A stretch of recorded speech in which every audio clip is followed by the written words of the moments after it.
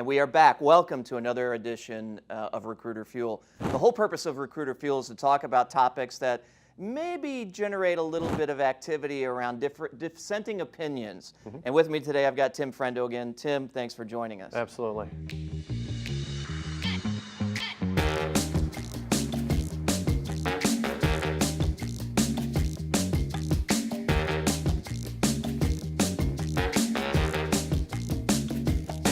So just to bring you up to speed and the audience up to speed, this is another one of these topics that I'm getting into a little bit of a firestorm about online with my recruiting friends, those of us that have been in the business for 20, 25 years or even longer. Right. And we were talking specifically, it started with the younger generation. Okay. And there was a discussion thread, and it went on for days actually, Tim, and this discussion thread was about candidates today, especially the millennials, are focused on two things: money and title. And as you go up to my generation, your generation, and beyond, it's becoming an even bigger issue, and none of the other crap really matters any longer. What's your thoughts on that? Yeah, the people that I've dealt with, I don't think that's the case because you have to evaluate what they really want. I've worked with people that have had high titles that have taken less money. For what?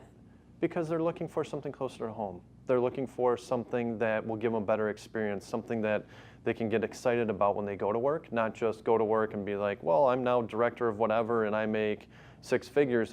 I'm actually making a difference. I'm doing something and I can get excited every morning going to work. But aren't there people that title and money is the only thing that drives them? There might be, but that's why we talk to people and try to figure out what they actually want to do, and we meet with the companies to understand what they want. So when we work with people, we actually make the right connection, because if that person only wants title and money, then they're going to be gone for the next title and money, when that opportunity comes up. Do you see those, because I've experienced candidates that it's about title or it's about money, or at least that's what they seem to fixate on. Right. Do you generally find that there's something more under it that is spurring it? Oh, absolutely. So if it's about money, it's kind of well, you guys don't pay me enough to put up with this crap. Yeah, and it really depends on the company's offerings as well. We have one company that pays 100% of your deductible. So Deductible on? For medical. Oh, okay. So Medical for you sure. and your family. So Okay. Would you really need more money to go somewhere where you might be spending $12,000 a year in deductibles? You could go to another place where it's paying all that. So the money you're making now is actually more money when you go to there because they're paying all your medical expenses. So total cost as opposed to, hey, my salary's 100, but I'm going to spend 12 grand in expenses versus my salary's 92, but I'm not paying 12 grand in medical expenses. So, I mean, there's a lot of things that, like you said, underlying. There's a lot of things you have to get to understand what they really want. Is it the title because in their organization, title means a lot, but when you go to another organization where everyone is pulling together and working together, title is really irrelevant? Is it title because HR created all these pay scales and you have to be at this title to get that? Because they come up with all these crazy titles and nobody knows what it is. And I agree. What's some of these crazy titles that you see? The ones I see are Technology Consultant 4. What's the technology consultant for? It depends on the organization, but I usually ask people, I'm like, so what do you actually do as a technology consultant for? They're like, well, I'm a BA. Well, we're going to put down business analyst on your resume because nobody knows what technology consultant 4 means. Got it. So that's really for HR to put you in a pay scale, which in that organization, title might mean more money, but other organizations, it's different. It's set up where it's more about teamwork, putting together the time to help grow the company and do whatever it is. But the title might be different. Like I said, I've worked with directors that are now supervisors that love what they do. It's the same level, it's just a different title because that organization has it set up differently. But does it make me bad if I'm let's say I'm a younger candidate, just got out of college, right, and I'm focused on, I've got my career planned out. I know I want to be an individual contributor now, I want to be a manager here, I want to be a director here, and so forth. And let's say it's driven by the right reasons. Is that bad? That title is what's driving them? No, I mean, because you have a goal on what you want to accomplish, and as you start getting the experience, you're like, well, actually, I can work for this cool startup company where everyone has crazy titles, but the title doesn't really mean much. It's really what are you doing day in, day out.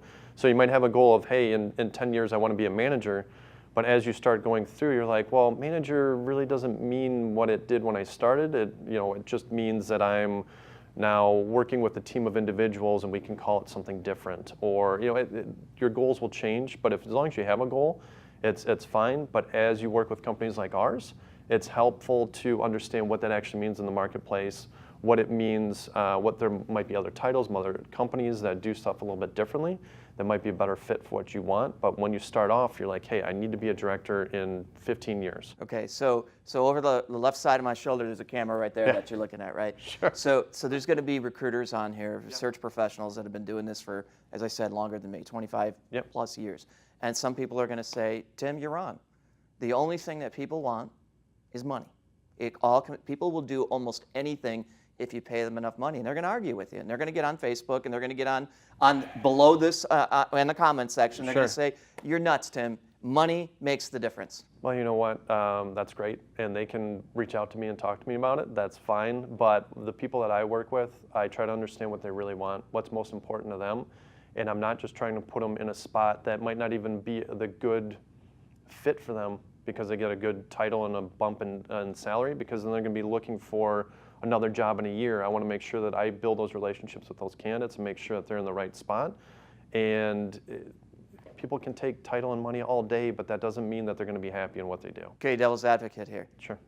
Many third-party recruiters, agency recruiters, get paid more the higher the salary is. Yeah. How do you balance your money, potentially, Right. not necessarily saying you, but how do you balance that with it's not a money thing? It's about relationships. So yeah, I can submit somebody over for the max rate and get the most amount of money from the client possible, but is that really helping the client? Is it really helping your candidate? I mean, that's the way you have to look at it, because we're in a relationship business. And if you're just doing that over and over again, you're not going to be able to go back to that client. You're not going to be able to work with that candidate. It doesn't make sense to me.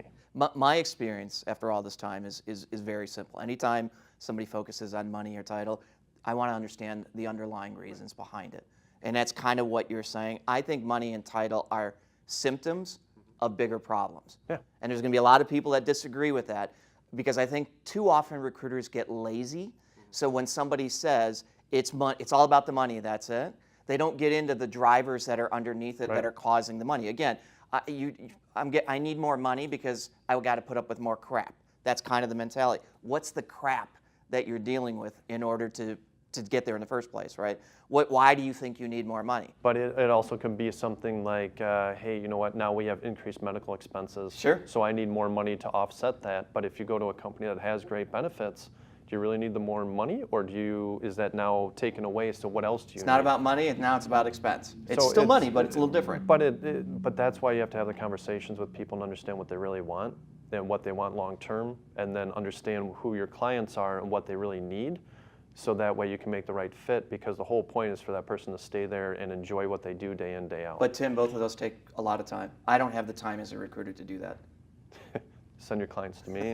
I will talk to them all day, all day. Listen, thank you for your thoughts on this. Guys, this is another one of these topics that we're getting a lot of back and forth on. Put your comments below. Reach out to Tim, since you've offered it. Absolutely. Reach out to me. I'd love to hear more dialogue about this. But Tim, again, thank you. Yep. Guys, make sure you check back. Next week, we're going to have another one of these myth debunking sessions. So until then, we'll see you in a week.